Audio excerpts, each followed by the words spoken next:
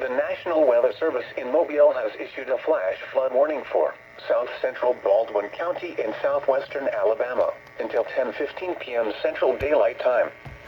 At 4:15 p.m. Central Daylight Time, Doppler radar indicated thunderstorms producing heavy rain across the warned area. Flash flooding is ongoing or expected to begin shortly. Hazard: flash flooding caused by thunderstorms. Source: radar. Impact: flash flooding of small creeks and streams, urban areas, highways, streets and underpasses, as well as other poor drainage and low-lying areas.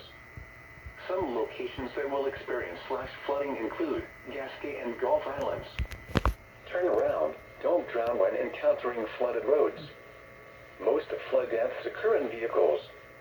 Repeating, a flash flood warning has been issued until 10:15 p.m. Central Daylight Time for the following county: Baldwin, Alabama.